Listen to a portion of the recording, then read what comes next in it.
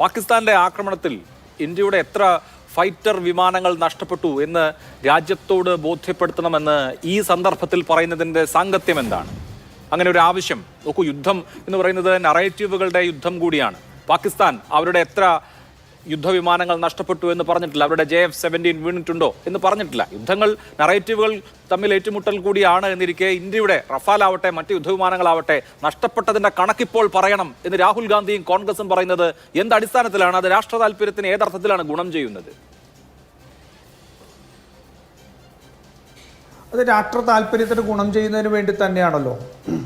നോക്കൂ, ഈ സംഘർഷം നടന്ന സമയത്ത് വളരെ കൃത്യമായിട്ട് കോൺഗ്രസിന്റെ വർക്കിംഗ് കമ്മിറ്റിയും കോൺഗ്രസിന്റെ അഖിലേന്ത്യാ പ്രസിഡന്റും രാജ്യസഭാ പ്രതിപക്ഷ നേതാവും ഉപാധികളില്ലാത്ത പിന്തുണ ഈ സർക്കാരിന് കൊടുക്കുകയുണ്ടായി. നിങ്ങൾക്കറിയാം, രണ്ടാമത്തെ സർവകക്ഷി യോഗം വിളിച്ചതിനു ശേഷം ഇറങ്ങി വന്ന് സംസാരിച്ച ശ്രീ മല്ലികാർജുൻ ഖാർഗെയോട് പത്രക്കാർ ചോദിച്ചു, രണ്ടാമത്തെ സർവകക്ഷി യോഗത്തിലും ഇന്ത്യയുടെ പ്രധാനമന്ത്രി അധ്യക്ഷനായില്ലല്ലോ, അദ്ദേഹം ആ സർവകക്ഷി യോഗത്തിൽ വന്നില്ലല്ലോ, എന്താണ് അതിനെക്കുറിച്ച് അഭിപ്രായം എന്ന് വെച്ചു. അവിടെ ആ സംഘർഷം നടക്കുന്ന സമയമാണ് മല്ലികാർജുൻ ഖാർഗെ പറഞ്ഞത്, ഇപ്പോൾ ഞങ്ങൾ അതിനെക്കുറിച്ചൊന്നും പരാതി പറയുന്നതല്ല, ഞങ്ങൾ ഉപാധികളില്ലാതെ ഈ രാജ്യത്തെ സർക്കാരിനൊപ്പം നിൽക്കുന്നു എന്നുള്ളതാണ്.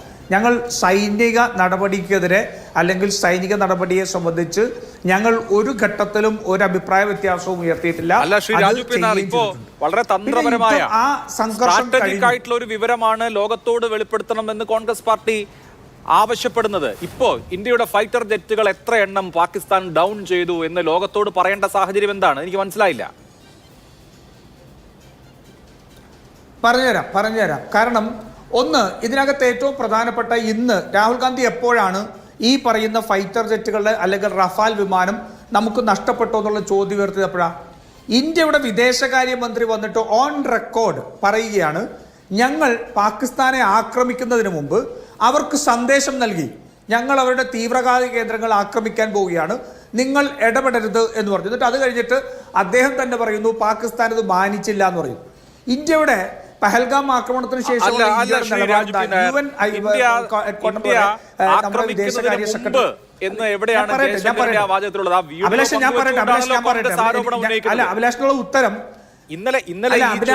അഭിലാഷിനുള്ള ഉത്തരം ഞാൻ പറഞ്ഞു. കോൺഗ്രസിന് വേണ്ടി കൃത്യമായി വിക്രം മിശ്രി അതിന് മറുപടിയും പറഞ്ഞു. 9 ടെറർ ഹൈഡൌട്ടുകളിൽ എവിടെയാണ് ജയശങ്കർ പറഞ്ഞിരിക്കുന്നത് ആ വീഡിയോയിൽ? ആ വീഡിയോയിൽ വളരെ കൃത്യമായിട്ട് പറഞ്ഞിട്ടുണ്ട്.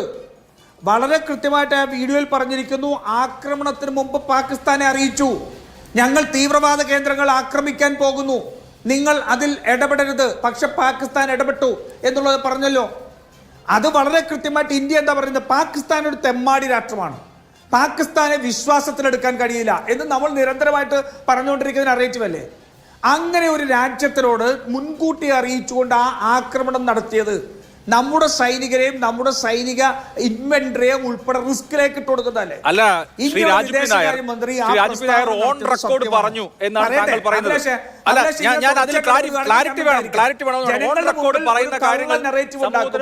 ആ കള്ള നറേറ്റീവിൽ സത്യം പറയാൻ അങ്ങ് അനുവദിക്കുന്നില്ലെങ്കിൽ ഞാൻ മിണ്ടായിരിക്കാം. അല്ല, ഓൺ റെക്കോർഡ് പറഞ്ഞത് എന്താണ്?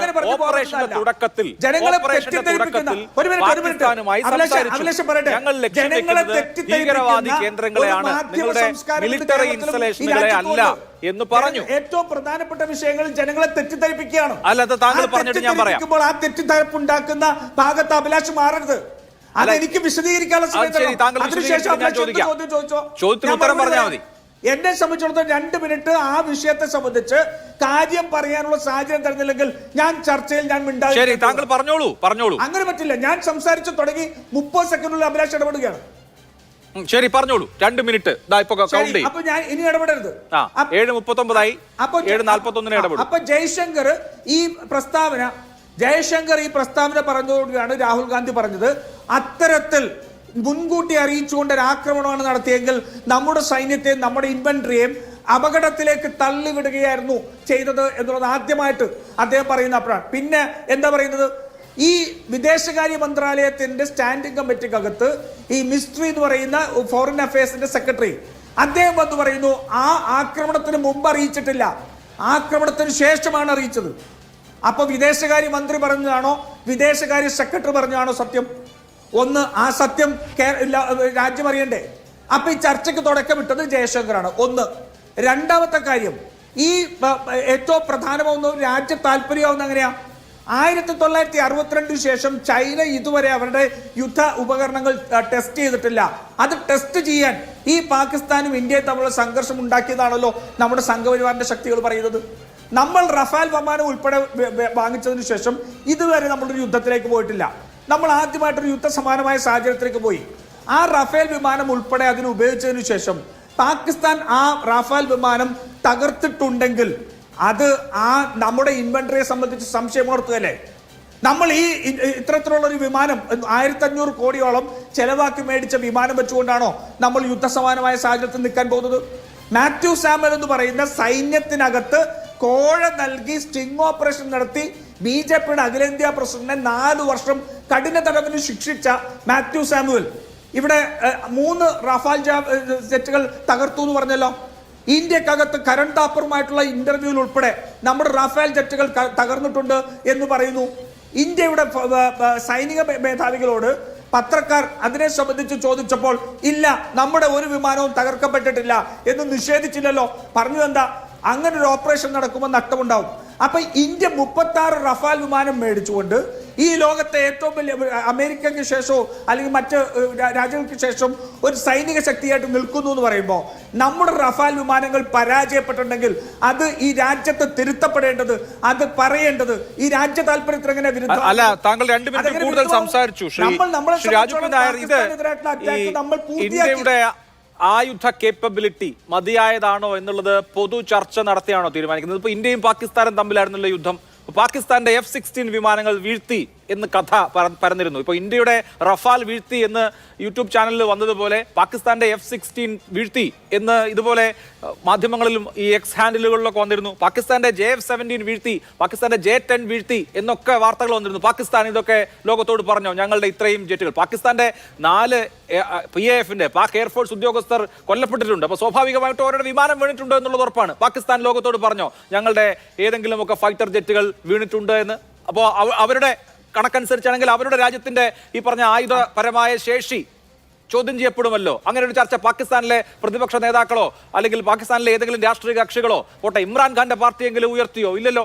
ഇവിടെ ഇപ്പോ ശരി, ഇന്ത്യയുടെ ആയുധശേഷി മതിയായതാണോ അല്ലയോ എന്നുള്ള ചർച്ച സ്ട്രാറ്റജിക്കായി നടക്കേണ്ട ഇടത്ത് നടത്താം എന്നുള്ളതിനപ്പുറത്ത് പൊതു ചർച്ച നടത്തിയിട്ട് റഫാൽ വിമാനങ്ങൾ വീണുപോയല്ലോ ഇങ്ങനെ പറയാ. അങ്ങനെയാണോ കോൺഗ്രസ് ഈ യുദ്ധം പോലെയുള്ള കാര്യങ്ങളെ കാണുന്നത്?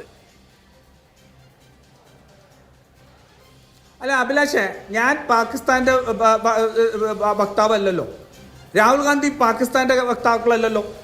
പാകിസ്ഥാൻ അകത്ത് നടക്കുന്ന ചർച്ച F-16 പോയോ എന്നുള്ളതൊക്കെ പാകിസ്ഥാൻ സംസാരിച്ചോട്ടെ, മനസ്സിലായില്ലേ? നമ്മൾ ഇത് സംഘപരിവാറിന്റെ ഇരട്ടത്താപ്പുണ്ട്. പാകിസ്ഥാനിലെ ഏതെങ്കിലും MP അവിടുത്തെ സംഘപരിവാറല്ലോ ഇന്ത്യയും പാകിസ്ഥാനും കോൺഗ്രസ് എന്നോ സേവാദളെന്നോ സംഘപരിവാറെന്നൊക്കെ ഉണ്ടോ? അങ്ങ് ഇടപെടല്ലേ? ഇങ്ങനെ ഇടപെട്ടാൽ എന്ത് ചെയ്യും? പാകിസ്ഥാന്റെ ഏതെങ്കിലും MP-യോ അല്ലെങ്കിൽ ആരെങ്കിലും ആ സർക്കാരിനെ കുറ്റപ്പെടുത്തുമ്പോൾ അതെടുത്ത് ആഘോഷിക്കുന്ന ഇരട്ടത്താപ്പ് ദയവ് ഇത് അഭിലാഷ് കാണിക്കരുത്. ഇന്ത്യ ഒരു ജനാധിപത്യ രാജ്യമാണ്. ആ ജനാധിപത്യ രാജ്യത്ത് സംശയങ്ങൾ ഉള്ളിടത്ത് ചോദ്യങ്ങൾ ഉയർത്തപ്പെടും. ആ ചോദ്യങ്ങൾക്ക് മറുപടി കൊടുക്കണം. ചോദ്യങ്ങൾക്ക് മറുപടി എടുക്കുന്നത് മുന്നോട്ട് പോകില്ല. ഞങ്ങൾ എന്തായാലും സൈന്യം ഭീകരവാദികളോട് വെടിവെപ്പ് നടത്തിക്കൊണ്ടിരിക്കുമ്പോൾ, ഏറ്റുമുട്ടിക്കൊണ്ടിരിക്കുമ്പോൾ ഞങ്ങൾ പത്രപരസ്യം കൊടുത്തില്ലല്ലോ. BJP ഞങ്ങൾക്ക് വോട്ട് ചെയ്യാൻ ആവശ്യപ്പെട്ട് പത്രപരസ്യം കൊടുത്തില്ലല്ലോ. അത് ചെയ്തവരല്ലേ ഇവര്? സൈന്യം ഭീകരവാദികളുമായിട്ട് ഏറ്റുമുട്ടിക്കൊണ്ടിരിക്കുമ്പോ അല്ലെ 29 നവംബറിന് ജനം ഉണരുന്നത്. ഈ ഗവൺമെന്റ് മൻമോഹൻ സിംഗിന്റെ ഗവൺമെന്റിനെതിരെ ഒരു ദുർബലമായ സർക്കാരാണെന്നും ആ സർക്കാരിന് ഭീകരവാദത്തെ തടയാൻ കഴിയില്ലെന്നും അതുകൊണ്ട് BJPക്ക് വോട്ട് ചെയ്യണം എന്ന് പത്രപരസ്യം കണ്ടോണ്ടല്ലേ. നിങ്ങൾ ഏത് ദേശീയതയെ കുറിച്ചാണ് പറഞ്ഞത്? ഈ രാജ്യം ഏറ്റവും വലിയ ആക്രമണം നടന്നുകൊണ്ടിരിക്കുമ്പോ ഈ രാജ്യത്തെ ആക്ഷേപിച്ച BJPയുടെ ഇരട്ടത്താപ്പ് ഞങ്ങൾ കാണിക്കണമെന്നാണ് പറയുന്നത്. ഇല്ല, ഞങ്ങളെ സംബന്ധിച്ചിടത്തോളം ഞങ്ങൾ ഉയർത്തേണ്ട ചോദ്യം ഉയർത്തും. ആ ചോദ്യത്തിന് മറുപടി തരണം. ബഹുമാനപ്പെട്ട ശ്രീ ഗോകുമാർ സാർ മാർഗരറ്റ് താച്ചറിനെ സംബന്ധിച്ചിട്ടുള്ള ചർച്ചകളെ കുറിച്ച് പറഞ്ഞല്ലോ. ഈ ജനാധിപത്യ രാജ്യത്തും ചോദിക്കുന്ന ചോദ്യങ്ങൾക്ക് മറുപടി ഈ സർക്കാർ ബാധ്യസ്ഥമാണ്. സർക്കാർ ജനങ്ങളോട് അക്കൗണ്ടബിൾ ആകണം. ശ്രീ രാജു പി നായർ, താങ്കൾ പറഞ്ഞ ആ പോയിന്റ് ശരിയാണ്. രാജ്യത്തെ ജനങ്ങളോടും സംവിധാനങ്ങളോടും ഒക്കെ സർക്കാർ അക്കൗണ്ടബിൾ ആവണം എന്നുള്ള കാര്യത്തിൽ തർക്കമൊന്നുമില്ല. പക്ഷേ രണ്ട് കാര്യങ്ങളുണ്ട് അതിനകത്ത്. സന്ദർഭം എപ്പോൾ എന്നുള്ളത് പ്രധാനമാണ്. ഇപ്പോഴും ഒരു സീസ് ഫയർ, ഒരു ടെമ്പററി സീസ് ഫയർ എഗ്രിമെന്റ് ഉണ്ടായിട്ടുണ്ട് എന്നുള്ളതേ ഉള്ളൂ. നറേറ്റീവ് വാർ പുരോഗമിക്കുകയാണ്. ആരാണ് ജയിച്ചത് എന്നതിനെ സംബന്ധിച്ച് അന്താരാഷ്ട്ര തലത്തിൽ പാകിസ്ഥാൻ വിക്ടറി ഡേ നടത്തി, വിജയാഹ്ലാദ പ്രകടനം നടത്തി. വിക്ടറി ഡേ സെലിബ്രേഷനിലാണ് ഷഹബാസ് ഷെരീഫ് ചില കാര്യങ്ങൾ പറഞ്ഞത്. അപ്പൊ ഏത് സന്ദർഭം എന്നുള്ളത് വളരെ പ്രധാനമാണ്. ഇപ്പോ ഈ പറഞ്ഞ സൈനിക രഹസ്യങ്ങൾ, ഓപ്പറേഷൻ സംബന്ധിച്ച രഹസ്യങ്ങൾ, വീഴ്ചകൾ, അതുമായി ബന്ധപ്പെട്ട് നഷ്ടപ്പെട്ട നഷ്ടങ്ങൾ, ഇതൊക്കെ പറയാനുള്ള സന്ദർഭമാണോ എന്ന ഒന്നാമത്തെ ചോദ്യം. ഇനി രണ്ടാമത്തെ, താങ്കൾ നേരത്തെ 2 മിനിറ്റ് എടുത്ത് പറഞ്ഞ കാര്യം, എസ് ജയശങ്കർ ഇന്ത്യൻ വിദേശകാര്യമന്ത്രി എന്താണ് പറഞ്ഞത്? ഈ ഓപ്പറേഷന്റെ തുടക്കത്തിൽ ഇന്ത്യ പാകിസ്ഥാനുമായി സംസാരിച്ചു. ഞങ്ങൾ ഭീകരവാദികളെയാണ് ലക്ഷ്യം വെക്കുന്നത്, ഞങ്ങൾ അവിടുത്തെ ഭീകരവാദികളുടെ ഹൈഡൌട്ടുകളാണ് ആക്രമിക്കുന്നത്, ഒരു മിലിറ്ററി ടാർഗറ്റും ഞങ്ങൾക്കില്ല. അതായത് ഞങ്ങൾ പാകിസ്ഥാൻ മിലിറ്ററിയെയോ പാകിസ്ഥാൻ ദേശരാഷ്ട്രത്തെയോ അല്ല, പാകിസ്ഥാൻ രാഷ്ട്രത്തിനകത്തുള്ള ഭീകരരുടെ കേന്ദ്രങ്ങളെയാണ് ലക്ഷ്യം വെക്കുന്നത് എന്ന് പാകിസ്ഥാനുമായി കമ്മ്യൂണിക്കേറ്റ് ചെയ്തു എന്നാണ് ഇന്ത്യൻ വിദേശകാര്യമന്ത്രി പറഞ്ഞത്. അതെന്തായിരുന്നു എന്ന് പിന്നീട് വിദേശകാര്യ മന്ത്രാലയം വളരെ വ്യക്തമായി പറഞ്ഞു. ഇന്ത്യ പാകിസ്ഥാൻ DGMO തല ചർച്ച, director general of military operation, 2 രാജ്യങ്ങളുടെയും DGMOമാർ ചർച്ച നടത്തുന്ന സമയത്ത് ഇതാണ് ഞങ്ങൾ ചെയ്തത് എന്ന് ഇന്ത്യ പാകിസ്ഥാനോട് പറഞ്ഞത്. ഒരു സ്വാഭാവിക നടപടിക്രമമാണ്. ഇതിനെ വെച്ച് ഇന്ത്യൻ വിദേശകാര്യമന്ത്രി പാകിസ്ഥാന് ഇന്ത്യ ആക്രമിക്കുന്ന കാര്യം ചോർത്തിക്കൊടുത്തു എന്നൊക്കെ പറയണമെങ്കിൽ എന്തുമാത്രം അപക്വമായ നിലപാടായിരിക്കണം ശ്രീ രാജു പി നായർ. നമ്മളൊരു നാഷണൽ ക്രൈസിസിൽ നിൽക്കുമ്പോൾ ഈ സന്ദർഭത്തിൽ ഇത്രയും ഇമ്മച്ചുറായ നിലപാട് ഈ രാജ്യം ഏറ്റവും കൂടുതൽ കാലം ഭരിച്ച കോൺഗ്രസ് പാർട്ടി എടുക്കുന്നത് അത്ഭുതകരമാണ്, അത്ഭുതകരം. അഭിലാഷിനും ഇംഗ്ലീഷ് മനസ്സിലാവാത്ത ആളാണെന്ന് ഞാൻ വിശ്വസിക്കുന്നില്ല. ഞാൻ ചോദിക്കട്ടെ, എന്താ പറഞ്ഞത്? At the start of the operation, we send the message to the Pakistan that we are going to attack the military of the terrorist outfits and you should not interfere. ഇതല്ലേ പറഞ്ഞത്? At the start of the operation. ഇതല്ലേ പറഞ്ഞത്? എന്തായിരുന്നു ആ ജയശങ്കർ നടത്തിയ പ്രസ്താവനയ്ക്ക് ശേഷം രാഹുൽ ഗാന്ധി വിമർശനം ഉന്നയിച്ചു കഴിഞ്ഞപ്പോൾ സംഘപരിവാറുകാർ പറഞ്ഞത് എന്താ? ഹമാസിനെ ആക്രമിക്കാൻ പോകുന്ന ഇസ്രായേൽ മുൻകൂട്ടി അറിയിച്ചില്ലേ? ഇതല്ലേ ചോദിച്ചത്? ഈ നാട്ടിൽ ആ പരമാധികാര രാജ്യത്തെ ആക്രമിക്കാൻ പോകുമ്പോൾ അവരെ അറിയിച്ച് ചെയ്യുന്നതിൽ എന്താണ് തെറ്റ് എന്ന് ചോദിച്ചതല്ലേ? എന്താ അഭിലാഷ് ഇത്രമാത്രം ഓർമ്മശക്തി ഇല്ലാതായി പോകുന്നത്? ഇതിപ്പോ സംഘപരിവാർ പറയുന്നതാണോ ഇവിടുത്തെ പ്രധാനപ്പെട്ട കാര്യം? രാജ്യത്തിനെതിരെയുള്ള കുറ്റകൃത്യമായി വിദേശകാര്യ മന്ത്രാലയം ഇതുമായി ബന്ധപ്പെട്ട പാർലമെന്റ് അംഗങ്ങളുടെ, കോൺഗ്രസിന്റെ MP ശശി തരൂർ നയിക്കുന്ന പാർലമെന്ററി സമിതിയിൽ കോൺഗ്രസിന്റെ മെമ്പറായിട്ടുള്ള ഹരിയാനയിൽ നിന്നുള്ള കോൺഗ്രസിന്റെ അംഗം ദീപേന്ദ്ര ഹൂഡ ഈ ചോദ്യം ചോദിച്ചു. കോൺഗ്രസിന്റെ പ്രധാനപ്പെട്ട നേതാവ് ശശി തരൂർ അധ്യക്ഷനായ പാർലമെന്ററി സമിതിയാണ്. ഇന്ത്യൻ വിദേശകാര്യ മന്ത്രാലയം കൃത്യമായി ഈ കാര്യം പറഞ്ഞു. DGMO തല ചർച്ച നടന്നത് എപ്പോഴാണ്? DGMO തല ചർച്ചയിൽ ഞങ്ങൾ പറഞ്ഞ കാര്യം ഇതാണ് എന്ന് വ്യക്തമാക്കി. പിന്നെ അവിടെ എന്തിനാണ് കൺഫ്യൂഷൻ? സംഘപരിവാറിന്റെ നേതാക്കൾ നേരത്തെ അങ്ങനെ പറഞ്ഞില്ലേ, അതുകൊണ്ട് ഞങ്ങൾ ഇങ്ങനെ പറയുന്നതാണോ? DGMO തല ചർച്ച നടക്കുന്ന എപ്പോഴാ? അഭിലാഷ് പറ DGMO തല ചർച്ച നടക്കുന്ന എപ്പോഴാ? DGMO തല ചർച്ച സാധാരണ നിലയിൽ എല്ലാ ദിവസവും നടക്കും, ഇന്ത്യയും പാകിസ്ഥാനും തമ്മിൽ. താങ്കൾ പറയുന്നത് സീസ് ഫയറുമായി ബന്ധപ്പെട്ട ചർച്ചയാണെങ്കിൽ അത് ശനിയാഴ്ച വൈകുന്നേരം 3:15. DGMO തല ചർച്ച നടക്കുന്നത് സീസ് ഫയറിന് മുമ്പാണ്. ഇന്ത്യയുടെയും പാകിസ്ഥാന്റെയും DGമാർ തമ്മിലുള്ള ഇന്ററാക്ഷൻ എന്ന് പറയുന്നത് സാധാരണ നടപടിക്രമമാണ്. അഭിലാഷിനെ ഞാൻ വെല്ലുവിളിക്കുന്നു. ജയശങ്കർ സ്റ്റേറ്റ്മെന്റ് പ്ലേ ചെയ്യാവോ? അഭിലാഷ് ജയശങ്കറിന്റെ സ്റ്റേറ്റ്മെന്റ് ഇപ്പൊ പ്ലേ ചെയ്യാവോ? ജയശങ്കറിന്റെ വെല്ലുവിളിക്കുകയാണ്. ജയശങ്കറിന്റെ സ്റ്റേറ്റ്മെന്റ് പ്ലേ ചെയ്യാവോ? ജയശങ്കറിന്റെ ആ സ്റ്റേറ്റ്മെന്റിന്റെ വീഡിയോ എടുക്കാം. ജയശങ്കർ പറഞ്ഞ സ്റ്റേറ്റ്മെന്റ് ഇപ്പോൾ പ്രേക്ഷകർക്ക് വേണ്ടി കാണിക്കാമോ? ശരി, ഇപ്പോൾ ഞാനത് എടുത്തു വെച്ചിട്ടില്ല, എടുത്ത് പ്ലേ ചെയ്യാം. ഈ ചർച്ചയിൽ തന്നെ പ്ലേ ചെയ്യാം. ശ്രീ ശ്യാം അഭിലാഷ് ചർച്ച നടത്തുന്നത് അതില്ലാതെയാണോ അഭിലാഷ് ജയശങ്കർ പറഞ്ഞത്? ഇതല്ല, ജയശങ്കർ പറഞ്ഞ കാര്യങ്ങൾ ഞാൻ കേട്ടിട്ട് തന്നെയാണ് ചർച്ച നടത്തുന്നത്. ചർച്ച നടത്താൻ പറ്റില്ല. എനിക്ക് ഇന്ത്യൻ വിദേശകാര്യ മന്ത്രിയെ വിശ്വാസമാണ്, ഇന്ത്യൻ വിദേശകാര്യ വക്താവിനെ വിശ്വാസമാണ്. അതോ ജയശങ്കർ പറഞ്ഞ കാര്യങ്ങൾ ഞാൻ എഴുതി വെച്ചിട്ടുണ്ട്. ജനം കേൾക്കട്ടെ. അതാണല്ലോ ഞാൻ താങ്കളോട് മലയാളത്തിൽ പറഞ്ഞത്. At the start of the operation എന്ന് താങ്കളും ഓപ്പറേഷന്റെ തുടക്കത്തിൽ എന്ന് ഞാനും പറഞ്ഞത്. അതിന് പിന്നെ ജയശങ്കറിന്റെ സ്റ്റേറ്റ്മെന്റ്, അതിന്റെ വീഡിയോ കോൺഗ്രസ് പാർട്ടി തന്നെ ട്വീറ്റ് ചെയ്തിട്ടുണ്ടല്ലോ. ആ വീഡിയോ ശകലമടക്കം ട്വീറ്റ് ചെയ്തുകൊണ്ടാണല്ലോ കോൺഗ്രസ് ആരോപണം ഉന്നയിച്ചത്. എനിക്കതിന് ബോധ്യത കുറവില്ല. എനിക്ക് അക്കാര്യത്തിൽ ഒരു സംശയവുമില്ല. ഓപ്പറേഷന്റെ തുടക്കത്തിൽ എന്ന് ഇന്ത്യൻ വിദേശകാര്യമന്ത്രി പറഞ്ഞത് ഇന്ത്യയുടെ സൈനിക രഹസ്യം അല്ലെങ്കിൽ എന്തോ കാര്യം പാകിസ്ഥാന് ചോർത്തിക്കൊടുക്കുകയാണ് എന്ന് പറയുന്നത് പക്വതയില്ലായ്മയാണ്. എങ്ങനെയാണ് ഇന്ത്യ ഭരിച്ച ഒരു പാർട്ടി അങ്ങനെ ഒരു നിലപാടെടുക്കുക എന്നുള്ളതാണ് എന്റെ ചോദ്യം. ആ ചോദ്യത്തിൽ ഒരു വ്യക്തത കുറവും എനിക്കില്ല. ഞാൻ അഭിലാഷിനോട് ചോദിക്കുന്നത് ജയശങ്കറിന്റെ സ്റ്റേറ്റ്മെന്റ് പ്ലേ ചെയ്യാൻ കഴിയുമോ അഭിലാഷിന്? കഴിയും.